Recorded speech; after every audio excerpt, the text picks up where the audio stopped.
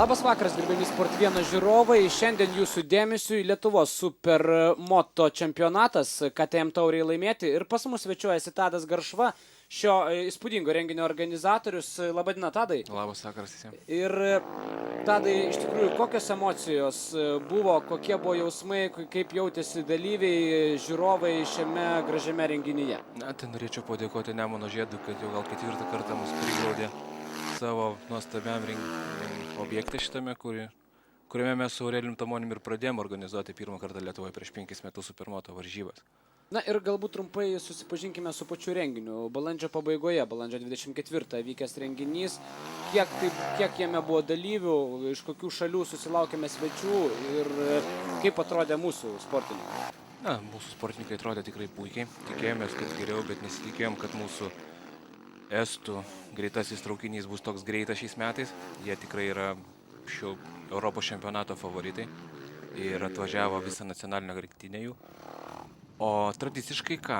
Pirmą kartą Lietuvoje laimėjo užsieniečiai, o tai jau tikrai 5 renginys, ar net nežinau tiksliai kelintas, jeigu visus sudėjus.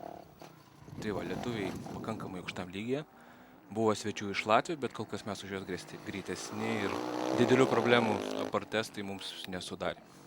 Na ir oro sąlygos. Prisiminkime tą savaitgalį. Vieną dieną siautė vėjas ir vos ne žiemos sąlygos buvo, kitą dieną švietė saulutė. Kalbu be abejo apie skirtingas Lietuvos pusės, tačiau sąlygos permainingos buvo. Na, man tai Kačerginė šventa vieta. Taip, iš 25 metų savo sportinės karjeros gal tik atsimenu, kada gal kokius 3 varžybos, kada teko dėti lietaus padangas ir jos ir 2 ir buvo, kaip buvo supermotas. Čia kažkodėl tai nelyja. Matot per varžybas, nors treniruotės ryte ir buvo per lietų, bet po to oras išsiblaivė ir aš nežinau, kaip teisingai pasakyti, bet tikrai buvo geros oro sąlygos, sportui nei dulkių nebuvo. Šiek tiek šalta, bet sportininkam tikrai jie nešalo. Na ir dabar pakalbėkime apie klases. Kokiose klasėse dalyvavo sportininkai ir kuo tos klasės skiriasi viena nuo kitos bei kuo jos įdomios? Ja, čia dabar matome keturračius. Tai jie keturračiai dalyvavo ProX LT tauriai laimėti. Praeitais metais buvo viena iš gausiausių klasių, nežinau, kodėl šiais metais susirinko gan mažai dalyvių. Čia matote estą praeitų metų Lietuvos čempioną. Tai va, šiaip žiūrisi labai įdomiai, labai iš tikrųjų be galo įdomi yra klasė, ganėtinai greita ir tikrai turėtų būti malonu žiūrėti žiūrovų. Likusios 2 klasės, kuo jos ypatingos ir sportininkai, stipriausiai dalyvavę sportininkai juose? Nesinori kalbėti apie hobistus, nes tai yra avansas, gal jiems vis tiek, aš manyčiau, reikia kalbėti apie sportininkus, kurie važiuoja, ta prasme, tose čempioniškose klasėse vyksta čempionatas. Tai čempionatai Lietuvoje vyksta Open klasėje ir MXSM klasėje, motocikluose, kurie, ta prasme, važiuoja krosiniais ratais, tik tai, kad yra sumontuotos plentinės padangos. Na ir kiekviena klasė turi savo ambasadorių, kiek aš žinau, kiekviena klasė turi savo pagrindinį rėmėją ir pagrindinį galbūt stumiantį į priekį ir tokį kaip ne organizatorių, bet atstovą. Na taip, tai keturračius mus remia ProX LT. O čia tik matėte, hobby kartu su MXSM startavo, juos remia Krapovič išmetimo sistemos ir Open klasė remia Pirelli padangos.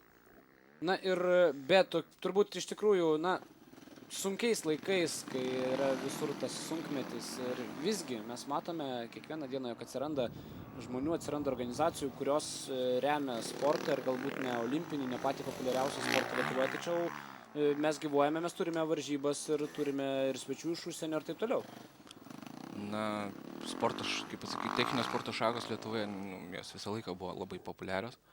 Ir gal tik tai čia pirmas renginys, kada Kačerginėj dėl blogo oro sąlygų, gal dar kitų renginių tikrai praktiškai galima sakyti nebuvo žiūrovų, bet aš kiek atsimenu, kiek mes esame organizavę žiedinės lenktynės, tai pas mums auditorija rinkdavosi iki 4-6 tūkstančių žiūrovų, tai yra pakankamai daug. Vakar Siemensas nebuvo toks pilnas. Na, vėlgi, krepšinis Lietuvoje galbūt ir šaka numeris 1, tačiau matome, jog ir motociklų, ir automobilių sporte susidomėjimas vis didesnis ir didesnis. Kiek buvo dalyvių, šalis paminėjome, kiek buvo dalyvių ir galbūt kurių šalių atstovus laikėme favoritais prieš varžybas? Na, žinant sezono pradžią ir kaip stipriai pasiruošė estai ir kas atstovauja tokią pavardę kaip Leokas, man atrodo, visiems pasako, o kiti du tai taip pat jauni ir labai sveiki sportininkai. Tiek, kad objektyvios priežastys, dėl ko lietuviai galbūt neatsiskleidė, nes Aurelijus Tomonis, mūsų, ta prasme, supermoto lyderis, tik tai prieš kelias dienas įsigijo naują motociklą ir visą žiemą nesportavo. Puikiai pasirodė Dinas Pozniakas, ko iš jo ir tikimės. Na ir atradimas buvo Nerijus Sipavičius. Tai va, o, sakykime, tokia yra, kaip tokia maža paslaptis, šios visos varžybos turėtų atskleisti Lietuvos rinktinės tų vyrų, kurie atstovaus Lietuvai rudenį nacionaliniame čempionate Europos. Na ir čia mes kalbėjome be abejo apie Open klasę, jos stipriausi dalyviai. Na, jos stipriausi dalyviai iš lietuvių tarpo tai Aurelijus Tomonis, Nerijus Sipavičius, Dinas Pozniakas ir Ruslanas Bykovas. Na, o svečiai, kurie, dėja tenka nulenkti galvą prieš juos, svečiai, kurie laimėjo visas pirmas 3 vietas šį kartą. Nereikia nulenkti galvos, tik galbūt pirmi metai. Praeitais metais Martino Leokas nesugebėdavo aplenkti Aurelijaus Tomonio, ar ten Tavi Nasaras, ar Tavi Kylas. Jie konkuruodavo, jie vienas su kitu lenktyniaudavo. Šiais metais jie pasiruošė geriau ir pirmos varžybos parodė, kad jie yra greitesni buvo šiandien, bet tai nereiškia, ką parodė sezonas. MXSM klasė. MXSM tai yra pradžiamokslis į supermoto. Čia buvo labai stipriai suvažiavo Mindaugas Paškevičius. Ričardas Donelavičius tai yra, aš nežinau, veteranas mūsų, į kurį reikia lygiuotis, ir debiutantas Artūras Trasevičius, kuris tik pradeda čia. Na, o dabar paklausykime, kągi mąsto Vygantas Šivickas apie šį renginį ir kokie buvo įspūdžiai jam. Mes randamės Kačerginėje, pas mus vyksta supermoto čempionato Lietuvos ir Baltijos, reiškia, pirmasis etapas. Na ką, sezono atidarimas praktiškai, sportinio. Iš pirmo žvilgsnio ar jisai sėkmingas? Aš manau, kad sėkmingas. Na, kaip jis gali būti, matosi, kad lietuvių daugiau važiuoja šiais metais, nes pereitiems metais pirmas buvo šiek tiek mažiau. Na, yra estų naujų, labai rimtų sportininkų. Manau, kad kaip pirmas etapas tai gerai, nors dar ir šalta šiek tiek ir lietus lyjo. O dalyvių skaičius, ar čia yra didelis, ar galėtų būti daugiau? Jis galėtų būti žymiai didesnis. Reikalas tame, kad ne visi šiandien dienai dar pasiruošė ir aš manau, kad dar bus važiuojančių. Na, tarkim, aš ir pats važiuosiu, tai arčiau prie vasaros irgi. Bet manau, kad tiesiog